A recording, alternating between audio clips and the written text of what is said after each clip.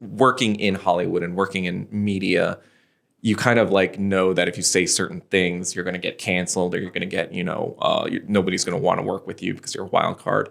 But I think I was just like, I don't give a shit anymore because this is more important. I think that it's more important to speak up because I just saw all the Boba liberals and all the celebrities doing jack shit. And I was like, if nobody's going to do anything, I got to do something. Welcome to The Tiger in the Room. My name is Hannah, and I'll be your host. We are a podcast series that is here to talk about the current and ongoing national crisis of anti-Asian hate crimes. A lot of us first heard about anti-Asian hate in the middle of the COVID-19 pandemic. We believe that hate against Asians and Asian Americans is not just seen in acts of violence. It is also seen when our community is silenced, invisibilized, and erased. We plan to talk about the challenges that modern-day Asian Americans face every day, whether it's in the workplace, in public, in media, and so on. We also talk to the organizers, activists, and change makers who are fighting for our community and fighting for change. We hope you'll join us. Our guest today is Doug Kim, former World Series poker player turned actor and now political theorist. Doug is also a prolific commentator on Asian American issues, particularly on social media, often articulating opinions that may not be heard so widely in mainstream media. He is also the host of a podcast called the Yellow Knight Podcast, which calls itself a channel about Asian American identity, rooted in Asian history and Marxism-Leninism. We talked to Doug about how he got his start speaking out for the Asian American community, his thoughts on the WMAF phenomenon, why he feels Asian men are unfairly oppressed in this country, and the current state of Black-Asian relations.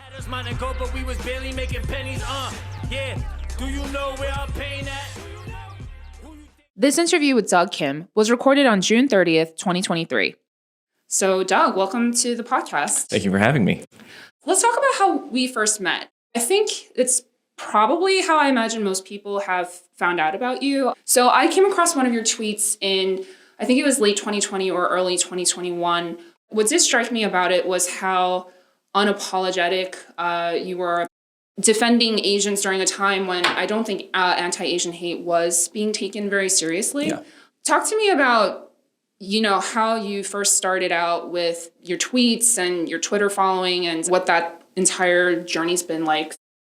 I was in Hollywood. I was trying to, I guess, make a career either as a writer and an actor. So I was kind of familiar with the media and how it worked and how it operated. And even before the pandemic, I was kind of like, I guess about Asian American representation and noting that we didn't really have a voice in media. We didn't have anyone advocating for us. And even the people that, were what we call the Boba liberals now, like the people who are in the positions of media power or journalism, they weren't really advocating for the community. They were more advocating for really their own really careers and stature. And so when all this started to happen during the pandemic, I kind of like was going through a transitionatory period myself. I kind of was like, all right, I think I should probably do something else with my life. I didn't think there was a future for me in Hollywood anyway. So I was kind of like comfortable in saying fuck you to the Boba liberals and everyone else who were trying to squelch my speech or try to say, oh, don't say those things or whatever. Because I think working in Hollywood and working in media, you kind of know that if you say certain things, you're going to get canceled or you're going to get, nobody's going to want to work with you because you're a wild card. But I think I was just like, I don't give a shit anymore because this is more important. I think that it's more important to speak up because I just saw all the Boba liberals and all the celebrities doing jack shit. And I was like, if nobody's going to do anything, I got to do something. Even if what little platform I had, I'm not saying that I had a huge platform, but I think I had a significant amount of followers that, I could make some noise doing the things that I did. And, even before doing that, though, too, I kind of wanted to also get educated on what I was talking about. So over the pandemic, in 2020, I started reading a lot of texts about, because obviously we're all cooped up inside. I started reading Martin Luther King. I started reading Malcolm X. I started reading Frantz Fanon, who's he's like an Algerian revolutionary. And then I started looking to Marxist-Leninist texts about communism, and then kind of like going into the history of like the Russian Revolution and also the Chinese Revolution, kind of like piecing together why the things were happening the way they were happening. And, you know, in the past 10 years or decade or so, when I've been in LA as well, I also was implicitly looking at why, you know, anti-Asian racism exists. And I would say, like, someone pointed this out to me recently, and they said something like, in America, most other ethnic groups are oppressed, but Asian Americans are suppressed. It's like everyone is speaking for us. Everyone's saying, oh, Asians are this or Asians are that. But you never really hear Asian Americans saying, no, we're this, because, you know, everyone, like both sides of the political aisle, everyone, you know, every ethnic group has their own agenda when it comes to Asian Americans. And we never really hear like an Asian voice that is like purely like, no, fuck the establishment. I don't have a, you know, NBC to answer to. I don't have a Disney to answer to. I don't have a, you know, New York Times to answer to. I'm just going to say, you know, what everyone in the Asian American community actually thinks, you motherfuckers. That's in line with how I would read your tweets. I totally agree with that about especially the Asian voice. I've never thought about it in terms of suppressed versus oppressed, but that makes a lot of sense. Why do you think the community has historically been suppressed and we're not like just speaking out for ourselves? So a lot has to do with the history of how, you know, Asian Americans got here. You know, like obviously we've been here since the 1800s during the gold rush, you know, in California mostly, but sparsely in other areas as well. But mainly was the start of Chinese immigration in the United States in the 1800s, as well as, you know, after the Civil War. They couldn't use slavery anymore, so they needed cheap labor. So a lot of, you know, coolie labor came from Asia in the Caribbean area and the western part of the United States, as well as building the railroads. So that was kind of like the start of like how we were there. And then you have these things called the Chinese Exclusion Act and all these other things. But in actuality, the main driver of like anti-Asian hate really comes from the recent, you know, Hart-Celler Act. You know, we mostly came after 1965. In 1965, for example, the Asian population in America was 0.5%, and now it sits at around 7.2%. This was like the critical mass of Asians that came. And so many of them pursued kind of like an assimilationist strategy of like, just put your head down, you know, keep your head down, you know, we're in their country, you know, we just got to work hard, and our next generation, our children are going to reap the rewards of our hard work. And so we didn't really have like a lot of political organization, just because there was no kind of like impetus for that. I mean, there was obviously stuff like the Japanese internment camps and the Chinatown massacre in LA in the 1800s, but really en masse, the political stuff for Asian Americans really started with, you know, you can say either Vincent Chin, but that really didn't ignite that much stuff. It was really the LA riots in 1992 when Korean Americans realized, oh, like, you know, we're getting shit on by both liberals and conservatives here. There was no one here to protect us, and we need to build our own political bloc. So it was really in 1992 when that started to happen. And we just are just so bifurcated by not only nationality, you know, there's Chinese, Japanese, whatever, and then there's South Asians, there's, you know, Indians, Pakistani, whatever, and then Southeast Asians. We have all these different groups and all these different languages. We're not like this united bloc that even the term Asian Americans say like we are. So like when you even bring up the 7% figure, it's like 1%, you know, Chinese, you know, 1.5% Korean or something like that. You know, it's not like we are all this unified hive mind that the media tries to portray us as. So we really are in our infancy in terms of like, I guess, political awakening. Like a lot of us are really just starting to wake up. And I think, you know, 2020 was the trigger for that, because anti-Asian hate, even this violent type has been around for a long time. It's just that people didn't care to like really look into it because they were mostly like isolated incidents. But nobody really made the connection because they were isolated incidents for different communities. And so nobody was like putting the, pieces together and saying like, oh no, it's because of like all these different roots of what happened with, Chinese immigration and, the Chinese Revolution in 1949 and all these different kinds of things. You brought up a point that I wanted to ask you about, which is the media portrayal of anti-Asian hate, which I think really was how a lot of people started taking this issue more seriously back in 2020. Mm-hmm. But I remember you tweeted something a while ago how the media coverage was also pushing this agenda, something along the lines of, this is how white people get to make the case to increase policing, but they're using Asians as a wedge to do that. So this was in 2020, when this was the re-election year for Trump, right? Mm-hmm. So this was pandemic. So the Republicans were in step with Trump at the time, who was calling it China virus and wanted to minimize, the effects of that and calling like all this anti-Asian hate that was going on. But then there was also the George Floyd protests, which was kind of like a separate issue. But one side was trying to use the George Floyd protests to say that we need more policing. Like the Republicans were like, look at this chaos, whatever. And the other side were saying like, oh no, we need to defund the police, to try to get more votes from the African-American community and the more, I guess, woke crowd. And so basically the idea is that while the hate crimes are happening to Asian Americans, and most of them unfortunately were from, Black and brown people, it was very similar to the LA riots. Where so in the LA riots, there was Rodney King who was beat by 4 police officers, and that started kind of like the anger in the Black community. And then but then there was a separate event of the Latasha Harlins murder, and the media then tried to tie those two things together to kind of say, oh, the Korean American community is on the side of the LAPD. They're on the side of white supremacy. Like to just implicitly, they were unrelated events, but they would be juxtaposed for a year in the same like newspapers and TV, whatever. So then when the LA riots happened, the chief, the police chief, Daryl Gates, he knew that he was going to get canned soon because the mayor, Tom Bradley at the time, was like pressuring him to resign because of, all the controversy over the Rodney King stuff.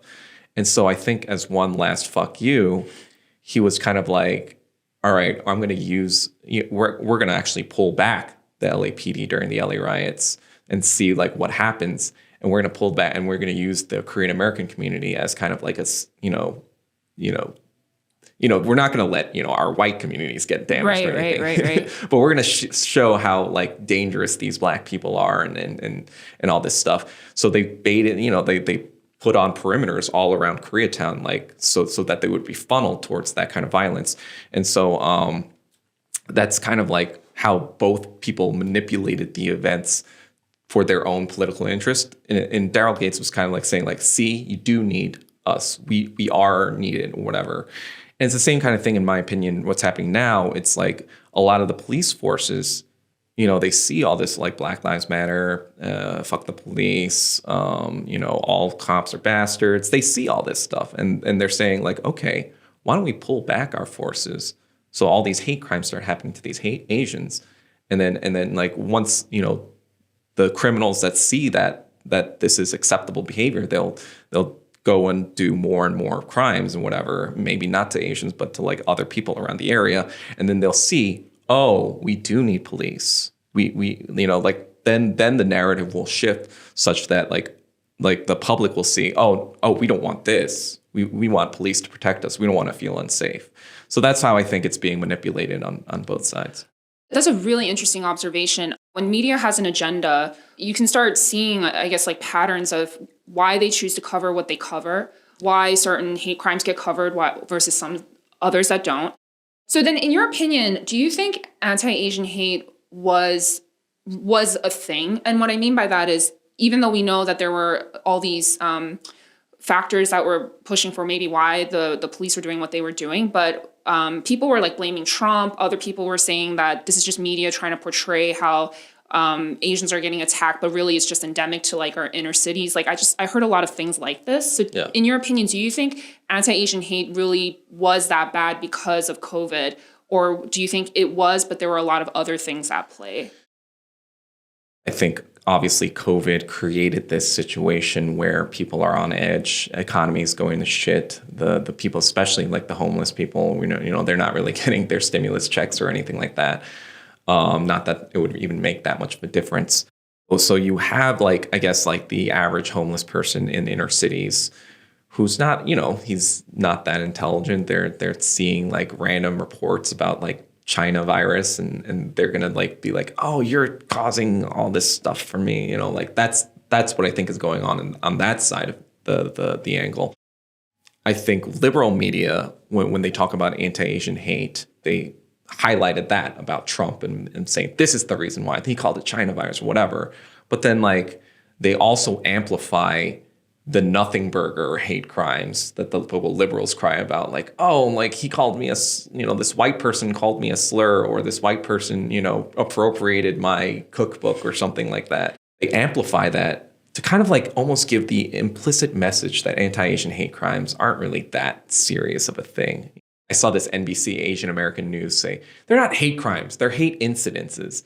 And they were basically saying that, no, most black people aren't doing that. It's mostly white people. By saying that the definition of hate crimes are just like verbal, aggressive, like China virus or something like that, like Chink or whatever, when in actuality, the violent hate crimes were happening from, very impoverished and probably mentally ill black and brown people who are homeless and whatever. And when you look at the evidence too, the majority of like the Asian American population lives in these coastal cities. And so for people to say that most hate crimes happen from white people is utter nonsense, because in these cities, right, the most poor in these coastal cities are usually black and brown people. So, when you mix, Chinatowns, which are also very poor areas, with other poor kind of like communities, there's going to be a lot of conflict. It doesn't even matter if it's racially, whatever. That's just what's going to happen, especially in a time like COVID, where, economic, anxiety is increasing and crime is increasing. And, it's the other thing where people are supposed to like stay inside and all this other stuff. I think we're still recovering from this, but I think there was like a psychological, like, it was like a pressure cooker, and, a lot of the violence fell onto us. Okay, you got into it. I was going to touch on this. It's I think, a bit of a hard topic for some people to discuss, but Black-Asian relations. I do agree with you that there does seem to be this tendency to try to glaze over the fact that a lot of these perpetrators are people of color. It's ironic how Latasha Harlins gets brought up over and over again, over 30 years after it happened. Yeah. And I think you were the one who put me on to the fact that many Korean store owners were actually murdered. After the Latasha Harlins murder, 43 Korean Americans were murdered in Los Angeles in the next 2 years. Right, but we never hear about those incidents. We probably know why this narrative is just so hard for people to hear, but what do you think it'll take to get people to start feeling like they can talk about it from saying like Black on Asian violence? I think it's just to get educated. It's just to understand the roots of the civil rights movement, understand the roots of slavery, understand the roots of like anti-Black oppression, but then also kind of like see what happened with the civil rights movement and how it got its leverage. I think it's unpopular to say this, but I think a lot of people think, for example, like Gandhi, right? He was an Indian figure who fought for Indian independence. But really what actually got Indian independence was the World War II. After World War II, 2 years later, India had its independence from Britain in 1947. And it wasn't really out of the goodness of the British people's hearts. It was more that they didn't have the military power anymore to enforce their kind of like stuff. And there was enough unrest that, they would look bad to the world community to, continue on that imperialism after what happened with Nazi Germany and all that stuff. So I think similarly with Martin Luther King, he used Gandhi as his model, right? But then I think he also implicitly knew that, you need leverage. No revolution or no change really comes without, the threat of violence or the threat of coercion, right? They're not going to just give you rights just because you're, I guess, protesting in the streets of and boycotting, buses and they can have an impact.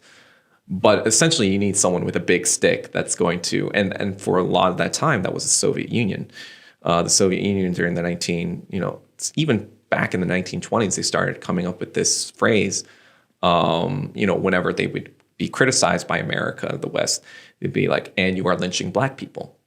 Basically saying, oh, you're saying we're oppressive? Well, you're just lynching black people. Like, what do you guys have to say about that?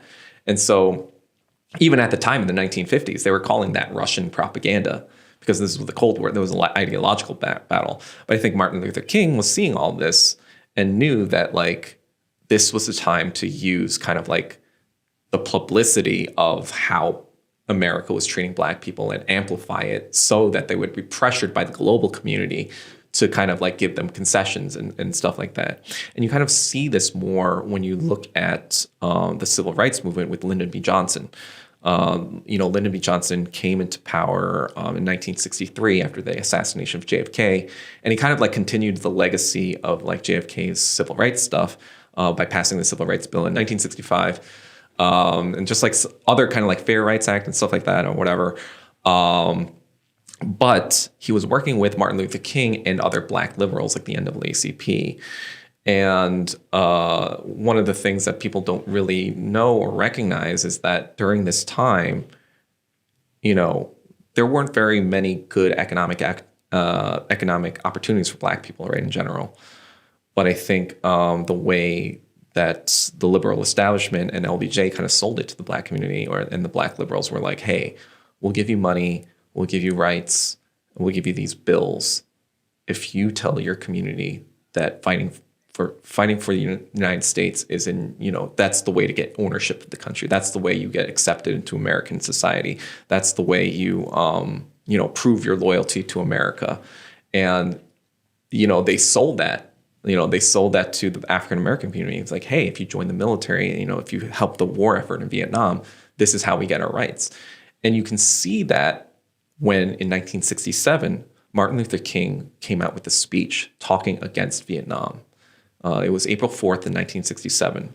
And he was basically saying, I can't endorse this. How do we have all this money for bombs when we don't even have money for people here? The United States is the largest purveyor of violence in the world. And I cannot be consistent, by saying, I approve of this when, I'm fighting for, African Americans.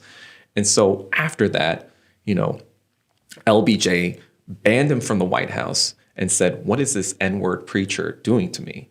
We gave him all these bills. We gave him this. It was basically an admission of saying this was a tit for tat. You were supposed to toe the line on Vietnam. And so, it's not an official admission that this was the quid pro quo that was going on, but it was pretty clear indication. And you saw all the black liberals step in line. All the black liberals kind of distanced themselves from King. His approval rating actually among the African American community dropped to 25% in 1967 after that speech. And he was killed a year later. And many think that the CIA was involved. When you think, oh, if we kill these people in Vietnam, then we're actually helping America. And then when you implicitly think that, you see the effects over, I think a large percentage of the American military is now African American. I think it's 18% of the men in the military are black, and I think 30% of the women in the military are black. And it's just kind of oh, this is how we gain money, or this is how we improve our careers. And it's kind of selling U.S. imperialism as a way to get accepted into American society. And what is U.S. imperialism? It's anti-Asian hate. It's literally anti-Asian violence for, trying to stop communism or, prevent the influence of China for their interests in Southeast and East Asia. Right. And how that translates into impact on Asian Americans living here is that, even though we're not from China or we weren't alive during the Vietnam War, there's there's a sense optically we look like those people. Right. And so we're outsiders. We're foreigners. We're the people that should be grateful for America taking us in. We are the ones that should be grateful for Black people fighting for our rights. When really it's like Black people should be grateful that you killed us for your rights. That's wow. That's a controversial statement. Yeah, I know. I mean, it's a statement. Have you ever talked to someone about this? Like, how do they respond when you share this observation? I think if I'm talking to Asian people who are communists and know the history that is, and kind of look into it themselves, they'll be open to listening to it. But, I think there are many people who just are content to have their heads in the sand, right? Definitely. They want to believe the narratives that they've been taught their entire lives.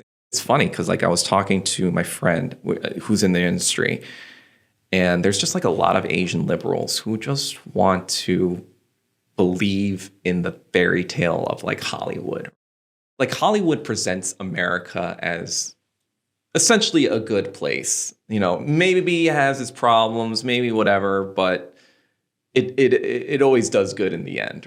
And so with this kind of elementary type of view, you kind of almost implicitly see as America as the good guys and everyone else as the bad guys, if America is going after them, right? And so with this kind of very cookie cutter view, it's I think over time when you implant this over and over again, I feel like you become soft in your thinking.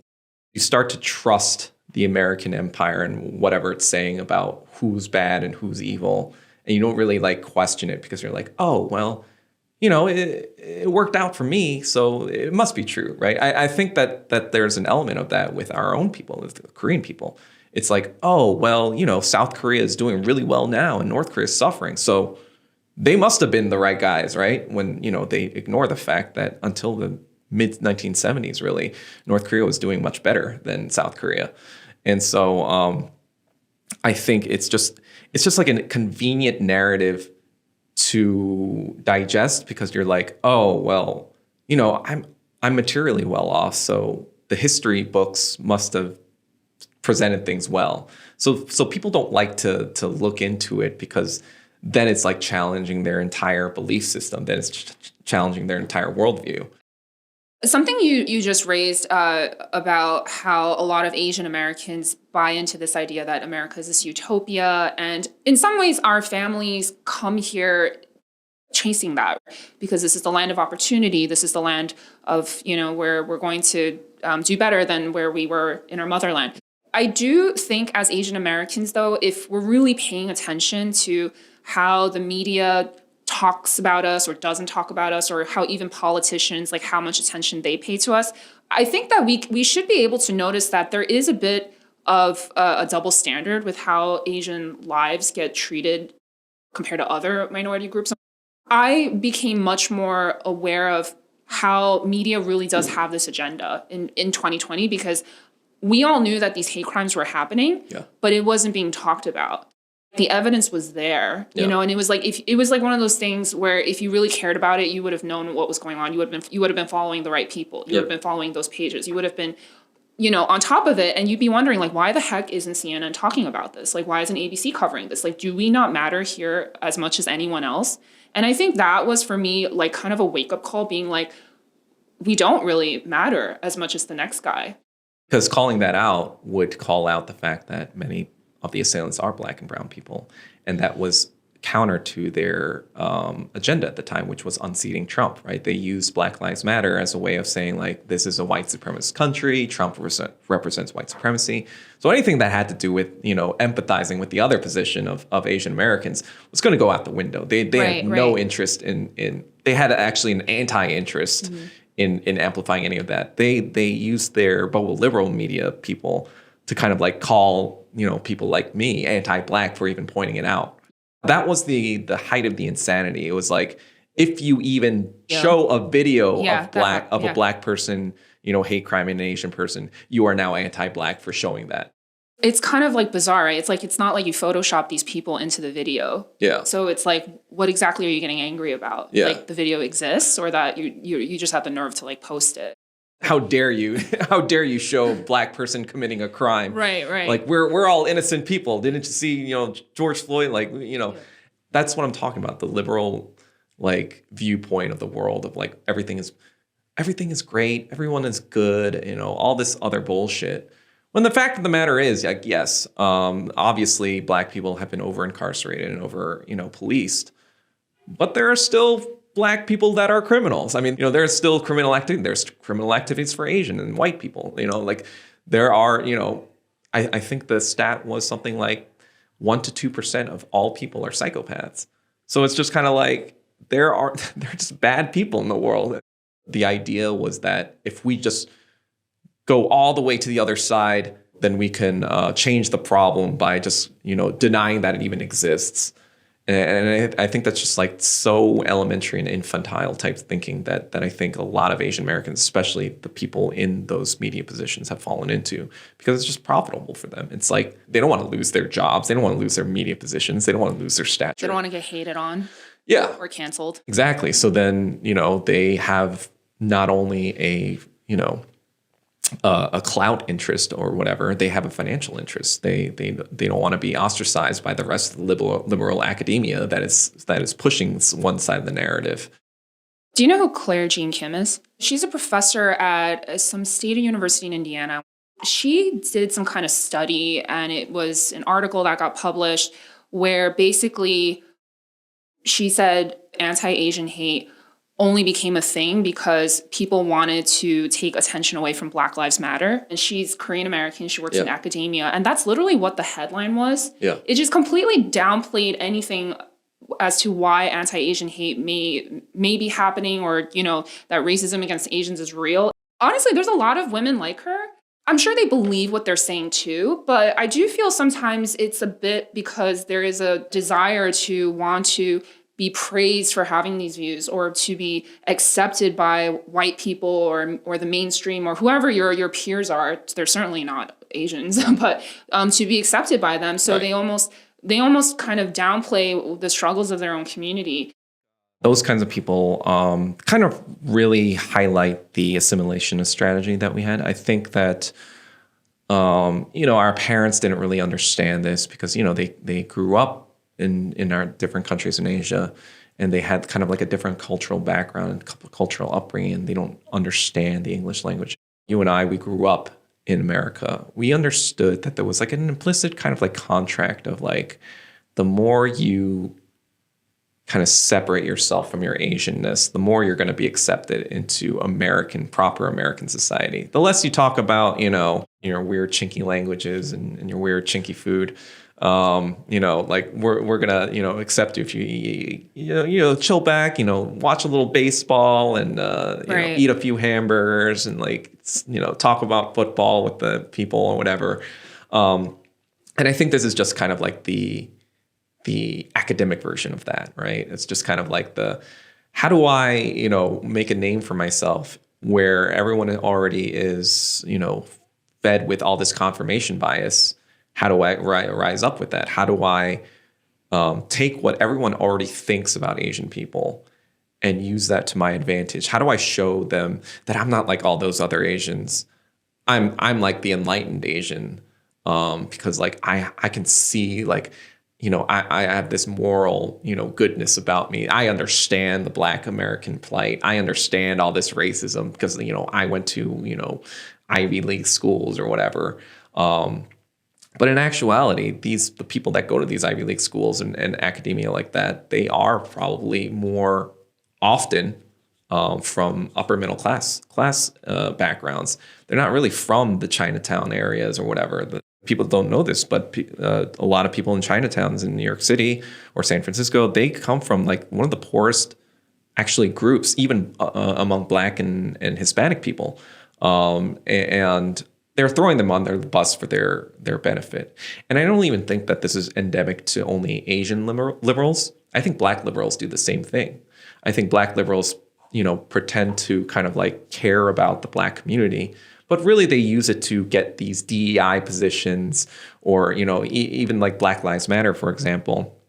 You see the leaders getting these $1 million mansions in Beverly Hills and getting all these deals from Netflix, selling these books called like White Fragility or whatever. It's just like a grift. It's like a different grift. They're like monetizing Black like liberation. I think Malcolm X called this out. Malcolm X was like, these Black liberals, they're all a bunch of Uncle Toms. They're taking white liberal money and they're just, using it to enrich themselves while they tell everyone else that things are fine from the white man. And so I think pretty much these Asian liberal academia, they're kind of copying that model of like, how do I use, my own community to enrich myself and make myself look like the proper liberal that is, the educated liberal that knows what's going on. I remember talking to a friend about, the types of Asians we're talking about. And she said a lot of Asians in some ways are aspiring to be white adjacent in that sense, because to be white means you're above race, right? Like race no longer becomes a factor you have to deal with how you think about the world or how people perceive you. And she was saying, a lot of Asians, I think, aspire in a way to be that, to be so above talking about their Asianness or even thinking that it affects their day-to-day at all. Yeah. Would you agree with that?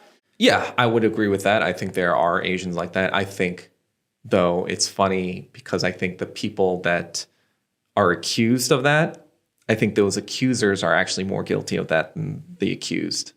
Especially like, I feel like that's what we're seeing with the affirmative action debates right now.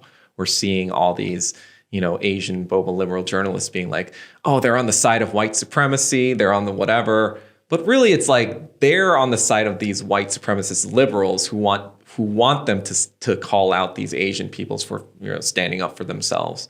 And really, it's just kind of like, oh, that's a nice opinion. Let's see your white male dating history. It's just almost become a meme at this point. I think, you and I kind of like, and most people in the Asian American community kind of like know implicitly that this is going on. But now I'm seeing other communities be like, yo, it's all these like, it's like the Asian women who talk the loudest about anti-Blackness. Yeah, like they're always with white guys. What the hell's up with that? And it's not just like Asian guys saying that. It's just like random white guys or Black guys or whatever being like, yo, this is like such hypocrisy. What are you talking about? Let's get into it.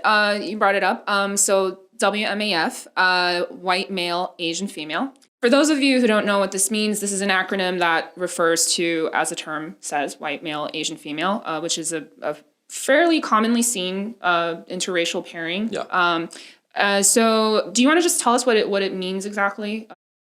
This acronym was around a long time ago. I mean, people like kind of like knew about it more in the past 5 to 10 years, but really it was like, people saw this happening like a long time ago. It's just, as I said before, we as Asian Americans, we don't really have a voice. So Asian Americans, we all knew about this. But the greater public had no idea like what we thought or what was actually going on. So obviously the roots are actually in World War II, right? I think even before World War II, Chinese women weren't even allowed in America because of the Page Act. So during that time, where they were working on the railroads and all that stuff, they couldn't bring their families over because they were working off their, I guess, indentured servitude to whatever to pay for their trip to America. And so sometimes, I guess they would bring over some Chinese women to be prostitutes for, I guess, men to have their needs taken care of, I guess. But then they passed the Page Act basically saying we don't want any Chinese women to come here because they're all prostitutes, blah, blah, blah, whatever. That was in 1875. And the other thing about that was like, oh, they're going to tempt our men, or they're going to cause our white men to this was back when it was more Christian, like they're going to cause all this stuff to happen, demoralizing character and all that stuff. So actually, Asian women really weren't in America for a lot of the time. I think maybe Japanese kind of immigration started to happen a little bit more in the early 1900s.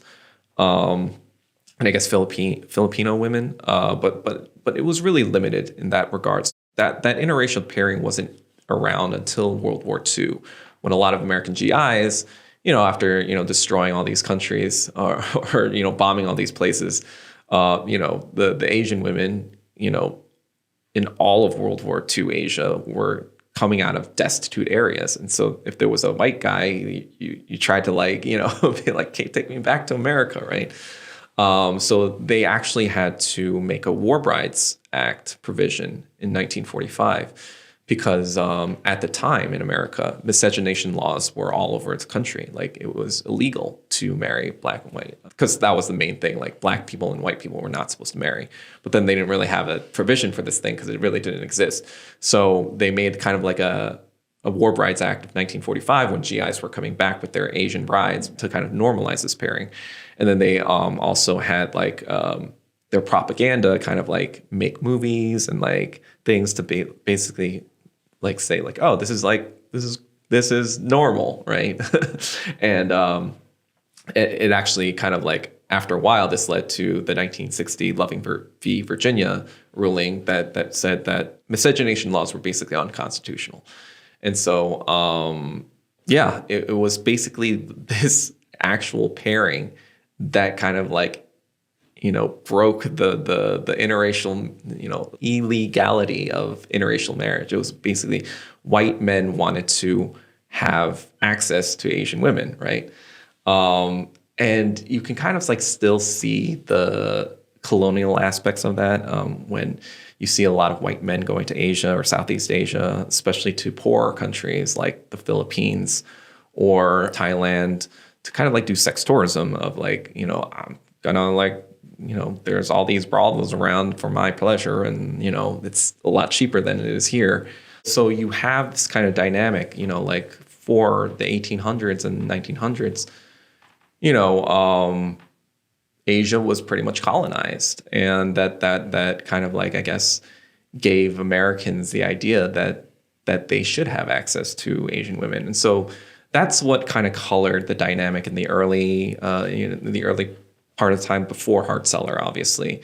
And during the internment camps, the Japanese internment camps, there was one type of Japanese person who was excluded. It was the Japanese woman who was married to a white man. But then, the Japanese man married to a white woman, that was not, he didn't get an exemption then. But it was like, oh, it's because this woman exhibits enough American character because the white man exhibits, Americanness. And so, when you have that kind of roots of the relationship, then it kind of like almost like implicitly incentivizes this kind of thing. Like, oh, if you marry or if you date a white man, you are going to be in positions of power, you're going to be rich or at least well off. And you have a lot of people kind of like selling this bill of goods to people abroad. And then when they come here, they realize, oh, shoot, like I'm basically a slave to this person because I can't speak the language. I don't know anyone here. And if I like speak out, if they abuse me or whatever, I have no recourse because like nobody's going to believe me over, he has all the leverage in this situation. And so when you have the roots of that, I think that's, and when you have media as well, kind of like, emasculating the Asian man and showing, Brad Pitt and Tom Cruise as all the desirable, Disney princes or whatever, as all the desirable white people or the male people to go after. It's just like this subliminal thing where now Asian women are like, almost like subliminally programmed to desire whiteness. I think like it's not just Asian women either. I think it's all ethnic groups are in America are implicitly like wired to think like white man the most desirable. And it's just that Asian women have been given the most access because I guess for whatever reason white men found Asian women attractive or aesthetically desirable, right? I don't know how else to say it. So how do you describe the WMAF phenomenon today and how it's playing out? Like I said, there was that programming I'm talking about. But I think the other factor is that, like I said before, most Asian people are in these coastal cities, coastal areas, and most of them are trying to rise up through academia and we are like per capita, I guess, like better educated as a result. And so you have, most of these, I guess, like I guess, Asian women in these colleges, in, Ivy Leagues, Harvard, whatever, and they meet these white guys, whatever, that are going to be the future magistrates and, lawyers and whatever, in all sorts of the top verticals in America. So it's like, oh, why wouldn't I get with someone who's I'm going to be in the same field with and whatever? And it's just like all these positions of power, like finance, tech, business, media, everything, like pretty much is dominated by the white man. I'm not saying that all women do this, but or even that it's a conscious thing. But it's just kind of like, there's white men in power all around me, at work, at school, at all these places I'm around. Obviously, I'm going to probably date one of them, right? I'm not going to go back to the Asian man who is in the engineering room and just typing away on his computer, because I'm not even interacting with that person really. And so it is also because, like, I think in general, men and women, Asian men and women, do go into different fields. A lot of Asian men go into engineering and in tech fields or whatever, where there aren't that many Asian women around, I guess, until recently, I guess. But then, like, yeah, so you are starting to see the dynamic shift with Gen Z.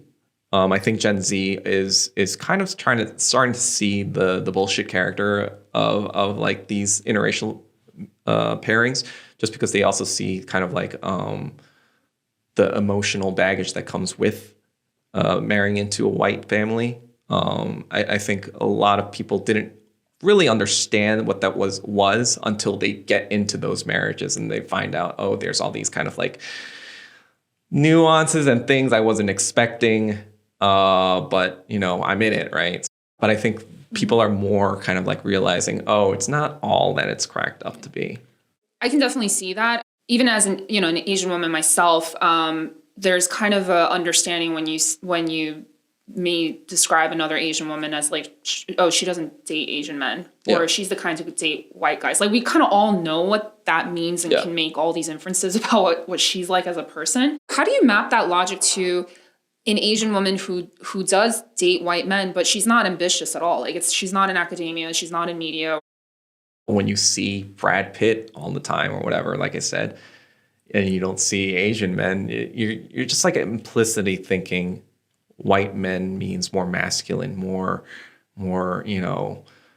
bigger dick size or whatever the case may be. You start to buy into these stereotypes, because this was what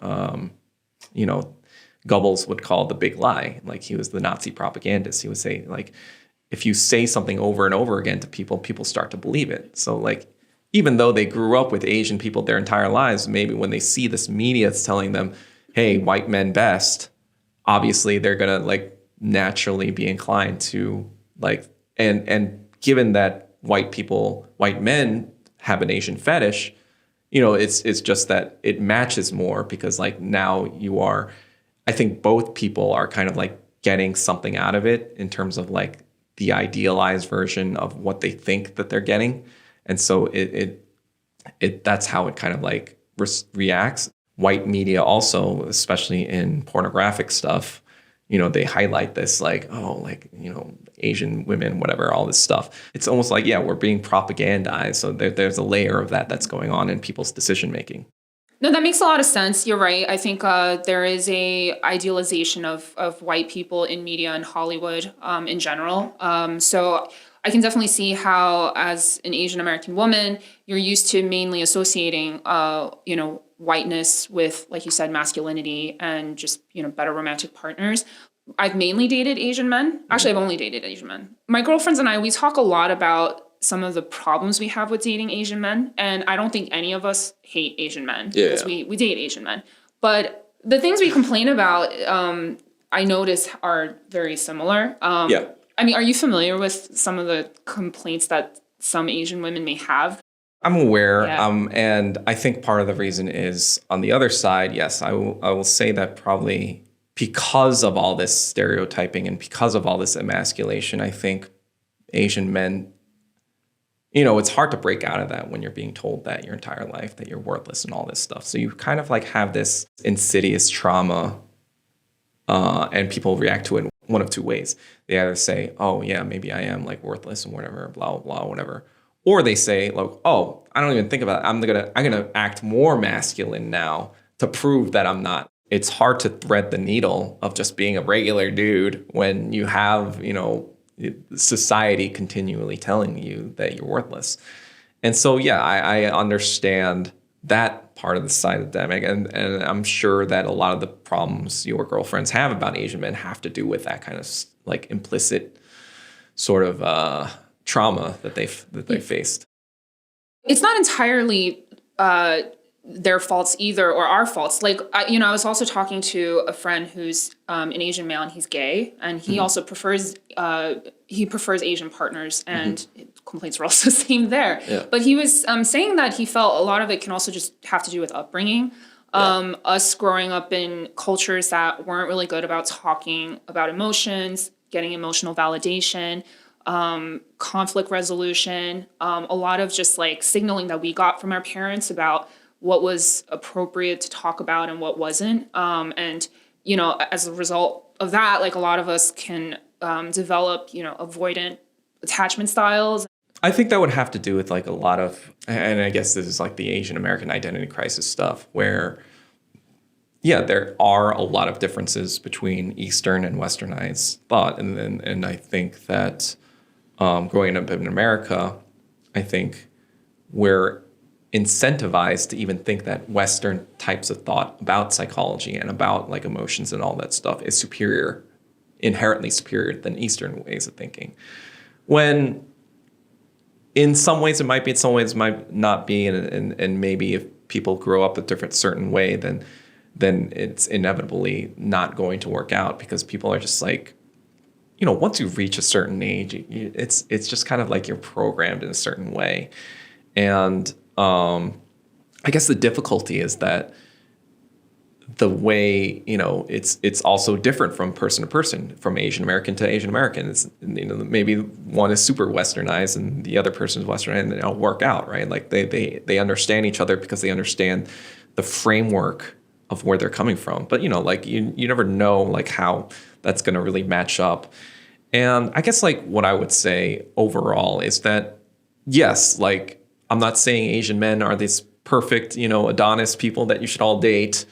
But I just like, I kind of get annoyed when people say it's like it's endemic to just Asian men. Like, yeah. Like obviously there are going to be problems with dating Asian men, but there are going to be problems with dating any type of men. I'm fine with talking about stuff like that. But then like, what I'm not fine with is saying like, oh, like all Asian men are like X, Y, and Z. Because like, I feel like I'm pretty Westernized and I understand all of that framework, but I'm also kind of like abhorring my Westernization and kind of like trying to go back to the Easternization, seeing like what are the value system that come out of there, and why is the value system, like Confucianist stuff or even like, Christianity and all this stuff that Korean Americans are intertwined with. And it has to do with Eastern collectivism versus Western individualism.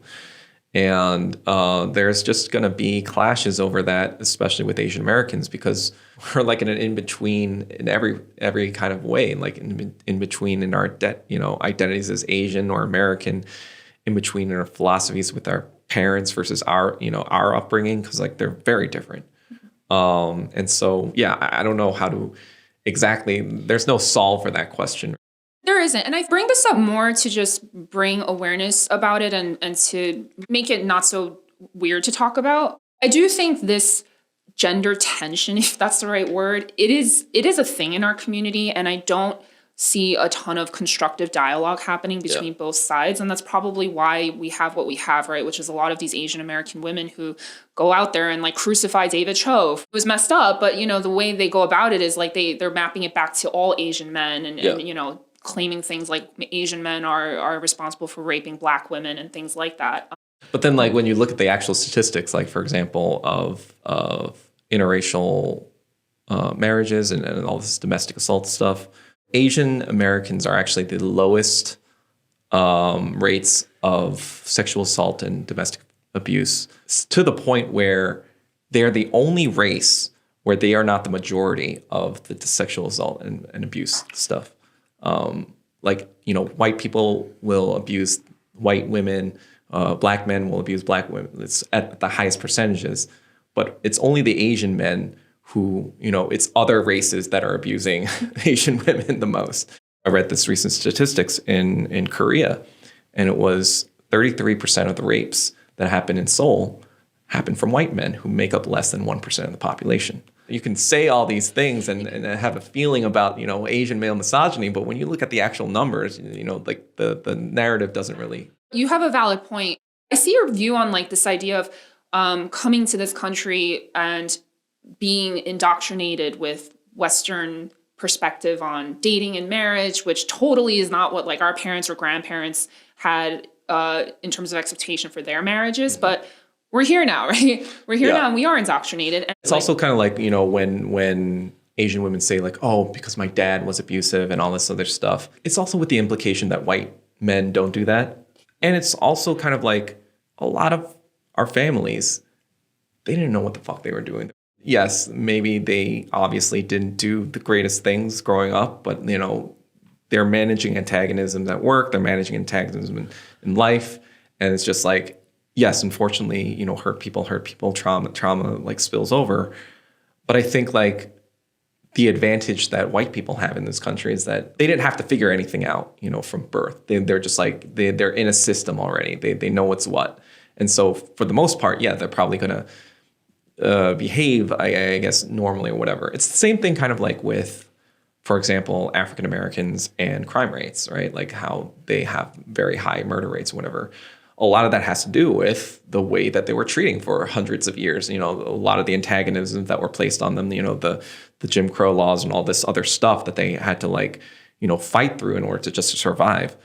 And I feel like when you individualize things like that and then use that to paint a picture of like what Asian people are like inherently, that's where I'm just kind of like. But is it individualizing if it is actually a pattern? Because domestic abuse is actually a very well-known problem in the Korean American community. Mm-hmm. There's even a nonprofit organization out in Flushing called the Korean American Family Service Center. Mm-hmm. And it was started precisely to this problem where there was a lot of domestic abuse happening in the homes, and these women would need a place to stay with their children. I've been talking to some older Asian women who are with like white men. They get abused as well, but it's more that the white man has more power. If you're going to another country and you don't know anyone, right? You have no leverage. You have no even voice. I've heard of like very psychotic, like powerful white men who do whatever they want because they have the money and the lawyers to like just silence it. Yes, it is a problem with Korean American men or Asian American men possibly or whatever. But what I'm saying is like, you're not really seeing the whole story when you're painting a broad brush and saying like, oh, this is a problem with Asian men, I get it's never okay to generalize like that either. Yeah. It's just more that if the objective is to have both genders understand each other better and not like turn against each other, then I think we need to be able to validate what both sides are saying. So, yeah, but I think the key is, in my opinion, is that Asian women have had the mic for way too long. And Asian men have not. So I feel like the conversation is already stunted to favor the Asian woman, especially in American society, because we have had no way of saying our point of view or what we actually think, because the white man is incentivized to amplify Asian women voices, especially those that say bad things about Asian men. So we've already heard everything you guys have had to say, but you guys have not really heard what we had to say. You really think that there are, well, you're saying a lot of us, not all of us, but a lot of Asian women are not trying to understand Asian male experience. Yeah, I would say the majority of Asian women in our generation. I never really realized like how little I did not know about what it's like to grow up as an Asian male in this country. Most Asian women, or most women in general in America, believe that being an Asian man is pretty much almost equivalent to being a white man. Why do you think that is? I certainly have never thought that. Because of the whole like white adjacent idea, right? Like, oh, these are men, so they must think exactly like white men. If they're rich, they're exactly like the rich white man, and like I don't have any empathy for them, or they say like, oh, Asian men, they're privileged, or they're white adjacent, they have money, so they're probably assholes too. Yeah. And so I feel like, it's not that Asian women have a specific like hatred for just Asian men. It's just like when they say stuff like all men suck or blah, blah, they're grouping Asian men in there because that's what the media is programming you to think about like Asians and white people in general. And so that's why I don't think we get a fair shake at all, because like we have a very different experience than white men. Whenever we try to say something about it, it's like, oh, you're just an incel and, you want to blah, blah, which I find hilarious because I think a lot of people say that to me are like uglier than I am.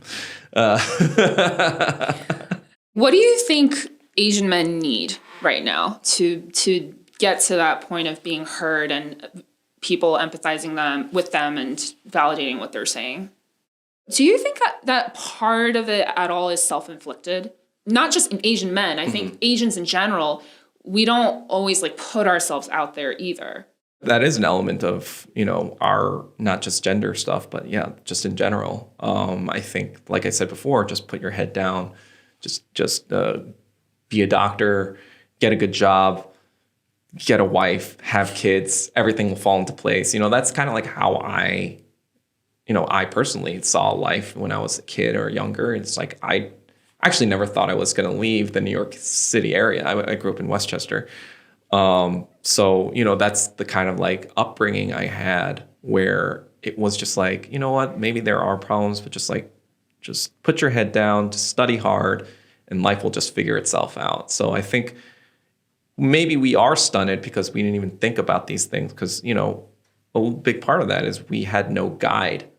Our parents are our parents, and there's the language barrier, there's a cultural barrier, and it's just the barrier of them not even understanding what it is to grow up in America or what being American is. So like a lot of second generation Asians like us, we're kind of figuring it out. We're figuring out what it means to be an American or whatever, or an Asian American.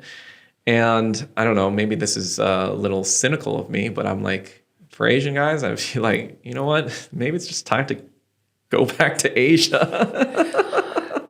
The viewpoint is that Asian men are these incels and whatever, and they're starting this MRAsian movement. But really, like, most Asian guys are just, like, sick of the entire thing entirely. Like, most of them don't even want to date white women. They're like, actually gravitating towards Latina women these days, I've heard. Really? Just because like it's similar sort of like immigrant background, and the Latino women, they watch a lot of K-dramas and they're more inclined to. Can I just say something though?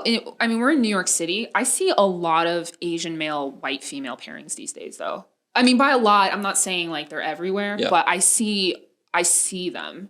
Yeah, things are shifting, especially in the past 5 to 10 years. Are you happy about that?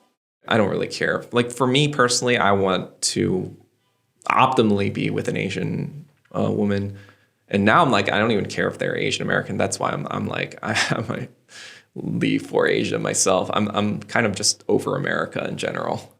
I remember we talked once, I think just like through DM, about how there tends to be patterns along ethnic lines when it comes to why certain Asian ethnic groups tend to be more quote unquote pro-Asian and kind of see through like that American hypocrisy bullshit a little bit easier than others. And a lot of it has to do with, I think you were saying, the U.S.'s relationship with the motherland of that country. And I've never thought about it that way, but I could kind of see where you were coming from. 10 years ago, these Pan-Asian movements, I was one of the weird Koreans who actually cared about this, but like a lot of Koreans I know are super not really like into these things. But you always saw Vietnamese people there. Yeah. You always saw Taiwanese people there. Yeah. And Chinese. And I think it's changing now, but can you just talk to me a little bit more about that? Because I think it's a very interesting observation, and how you break that down, I think is something people should hear. This is a general suggestion to any Asian American. I think like the first step to even thinking about all these things is reading about your own country's history and their relation to the United States. Especially Vietnamese people. Obviously, they went through the Vietnam War. And so it depends on which side of the country they came from. Obviously, there are a lot of South Vietnamese people who are very Republican and very pro-America because they believe the same thing kind of like our parents did, that America saved us, from the communists. But then, you have the more northern Vietnamese people who kind of understand that America kind of fucked up the entire country. Right. And was not supposed to be there, was not supposed to do all that shit. And so that's that political engagement. But then with, with Taiwanese, China, Hong Kong, I feel like they're more pro-America on the liberal side, in that they are very heavily anti CPC in China, and it's complex to go through all that stuff. But I think like obviously as Korean Americans, we are I was named after Douglas MacArthur. I was actually pretty kind of like conservative growing up. I was like very pro-America, pro even American military. I actually like it's funny after 9/11. I somewhat considered going to West Point. Oh, wow. I was like, maybe this is the way I serve this country. But then, obviously I was like, yeah, my parents are going to kill me if I don't apply to Harvard. I always said that Koreans, Korean Americans at least, we have it in us, like it's in our history and our blood to protest, right? It's been like that ever since Japanese imperialism. Not many people know this, but it was like in the 1919 when Korean, communists were protesting against Japanese imperialism to kind of like make their voice heard in the communist Comintern, and that even happened before the Chinese kind of like protested. I don't completely disagree with it. And I did see your interview with Radio Korea where you got into that. So I know where you stand on this. But my point is like Korean Americans, like especially second gens, I think, not all of us get super fired up, I think, for various reasons. Like I think a lot of things we talked about today, like this desire to just kind of keep our head low, just chase material success, this mentality like, look, if it doesn't bother me personally, I'm just not going to get involved. But I do think that like, we as a community, we can make a huge difference in this movement, right? I mean, let's be real. When people say Asian, typically they mean Chinese, but like who's the second most largest visibly East Asian community in this country? It's Korean. There are, I believe 2.6 million Koreans in America. If we as a community just can kind of snap out of it a little bit, like we can really make a difference because, we're historically, we're not quiet people. Yeah. I mean, the LA riots kind of prove that too, right? Exactly. Yeah. I think probably even the LAPD probably expected, the rioters to steamroll Koreatown. Yeah. A lot of it was destroyed, but, a lot of it was saved too. Korean temper, anger, like it's a thing. Even someone like yourself who's really vocal and out there, like if I had to guess, like, yeah, this guy's probably Korean. A lot of that has to do with, I think, starting with Japanese imperialism, because the Japanese took on a lot of Western traits themselves, like with the English and the Prussian military stuff during the Meiji Restoration. And I think they instilled a lot of that during the annexation period into us about like, like Western type of thinking of just like individualism and all that stuff. Also, because of the U.S. military being in South Korea for as long as it was, they implanted us with a lot of American media as well, and I think we are probably like the most westernized Asian in America, I feel like, and I think that's why you had a lot of like top actors for a while, like Asian American actors for a while, be Korean. You had John Cho and a lot of these people, because I think we were just more equipped to understand Western culture because of the colonization and just our own kind of like obsession with Christianity and stuff like that. Interesting. I didn't think about it that way. Did you grow up celebrating Lunar New Year? I did not. Do you know why that is? No. Okay, so I didn't learn this until this year, but we celebrated Lunar New Year like, how Chinese New Year. Yeah. But when Japan annexed Korea, they got rid of that practice and they forced the Koreans to practice New Year's on Jan 1. Like Japanese people, they don't practice Lunar New Year. So like that period during annexation, Lunar New Year was completely scrapped. So, and that was like the time period where our parents grew up and our grandparents grew up. And so when they immigrated and left, like they came not really with that custom of practicing Lunar New Year. And then the Korean government reinstated it in like 1986 or something. So much later. But I learned that this year, and it was just one of those things where, like, to your point about learning our own history. It reminded me of my uncle. He was actually a translator for the U.S. Army during the Korean War. And he said that when he was growing up in Korea, I think he grew up in the North, but he was basically saying that he didn't even know that Korean was a different language. He thought it was a different dialect of Japanese. Wow. So like that's how much they tried to like culturally genocide the Korean kind of culture out of that area so that they can become Japanese. How do you see the next like 10 years playing out, for the Asian community? It's a big question, but just, you're clearly observing what's happening right now, and you're making these really insightful observations based on that. But, how do you see the next 10 years going from like an anti-Asian hate perspective, Asian male versus Asian female perspective? Big picture. I'm not even thinking about that. I mean, I'm going to sound crazy to probably a lot of your listeners, but I think that, like looking at the economic conditions of the global economy, it looks very similar to what I believe were the Roaring 20s 100 years ago. Capitalist economists will admit that they have these boom and bust cycles. And I think we are very close to a bust cycle. And, the last time the Great Depression happened, Hitler came to power, right? He had enough angry people that was supposed to happen. So I don't know if it's going to shake out the same way, but I would say to most Asian Americans, like, keep a very close look at what's happening in the world right now, especially with Russia, Ukraine, and especially with China and anti-Asian hate, because, we might need to get the fuck out of here soon. That's why I'm doing my thing and doing my podcast to kind of like sound the alarm, because I could think the same kind of conditions are happening, especially with, the affirmative action thing that just came out yesterday.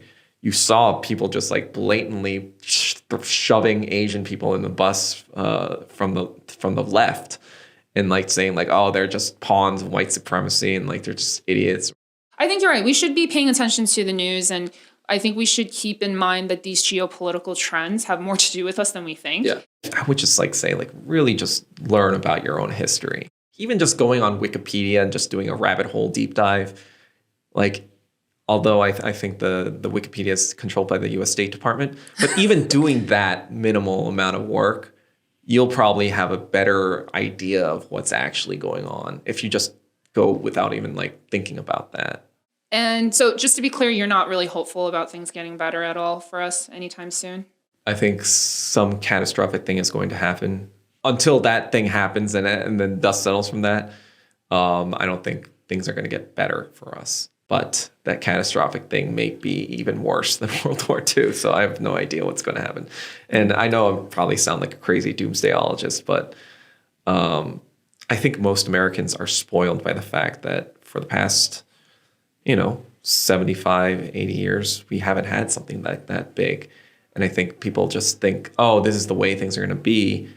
But then when you look at what's actually happening with the economy and like how things are shaping out right now, you're just kind of like, we are closer to nuclear war than we've been since 1962, in my opinion. Doug, thanks for your time. Really appreciate you being here. And I have to say, look, I haven't always agreed on everything that you've said. Like, your truth. It's conviction. I'm certainly one of those who I've learned a lot just by following you. And I've just learned more just about even how to communicate some of these ideas. Like there are things that I think we all inherently feel in our heads, but like may lack the skill to articulate it. It's funny because I think it's because of my upbringing and my interest in media and Hollywood that has kind of like given me this hyper Westernized personality. And that's why I think I'm able to navigate these situations, because I think most Asian people aren't as effective because they are unfamiliar with kind of like going with this, scorched earth kind of methods. Right. But I feel like I'm trying to, part of what I am on social media it's not like I'm like, obviously I'm pretty calm here. I'm not like a crazy person, as you say. Yeah, you should check him out on Twitter. But but I do, part of it is an act. I'm not going to lie. And I am always adapting. I'm trying to find what works and what doesn't. But part of it is also just kind of like, I think most Westerners or most Americans think that they could just walk over Asian people And so I just like hit them with like fucking 1-2 and just like keep them, on their toes so they like say shit that they actually think. And then I fucking pounce. On the next episode of The Tiger in the Room, we talk to Sam Cheng, a New York City native who is a physical therapist by day and a street protest photographer by night. He has been on the front lines photographing the anti-Asian hate rallies happening all across New York City, as well as the activists and the victims. We talk to him about what he has seen and his perspective.